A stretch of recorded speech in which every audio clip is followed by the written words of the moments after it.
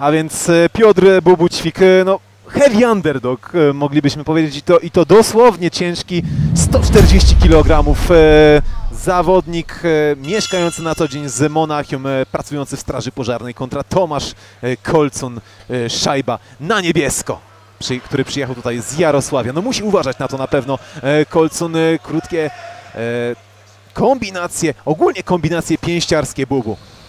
No, Bubu może nie wygląda atletycznie, ale trzeba uwierzyć, że tą siłę ma. Wynikająca również z masy po prostu. No, ta ręka jego waży, no bo... O, teraz kopnięcie poniżej krocza, chwila przerwy. No, jak już mówiłem, ma na koncie pojedynek zawodowy kickbokserski, Kolcun na koncie, ale wydaje mi się, że jednak chyba nie o to do końca chodziło. No, chwilę sobie poczekamy, ale wydaje mi się, że już za moment będziemy pojedynek kontynuować. Jeszcze mała, nawet nie reprymenda, raczej wskazówka od sędziego, powiadomienie. No i walczymy dalej. No, sam jestem ciekaw, na co stać Ćwika w klatce. Czy zobaczymy... Raczej nie zobaczymy zejścia do nóg w jego wykonaniu, tego się absolutnie nie spodziewam. Natomiast sam jestem ciekawy, czy w ogóle jakkolwiek trenował stricte pod MMA, czy przygotowywał się, nie wiem, na próby obaleń, na jakąkolwiek grę zapaśniczą, bo widzimy, że już teraz clinch złapał.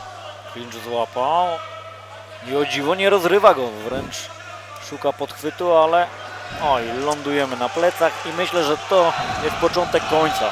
Syndrom Butterbina. Tak, no tutaj prawo żuczka, tak?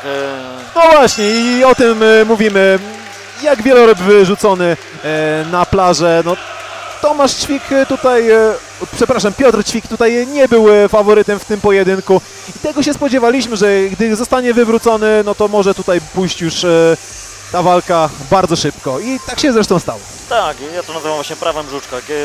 Kiedy zawodnik o gabarytach Ćwika ląduje na plecach, bądźmy szczerzy, mu bez rywala byłoby bardzo ciężko wstać do stójki, a kiedy leży na nim jeszcze no, taki kolos jak Kolcun, który jeszcze dodatkowo zadaje ciosy, no jest to wręcz niemożliwe. Tu jeszcze raz podhaczenie, lądowanie w dosiadzie od razu.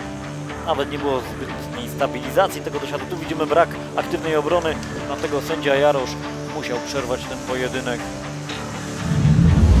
Słuszna decyzja i werdykt. No tam jeszcze Piotr Ćwik miał jakieś obiekcje co do pracy sędziego ringowego, klatkowego, że nie powinien przerywać, ale no nie. Ale bądźmy szczerzy, to by nic nie zmieniło. Absolutnie. Te uderzenia byłyby dalej kontynuowane. Panie i panowie, zwycięzcą tego pojedynku jest Tomasz Kolcun!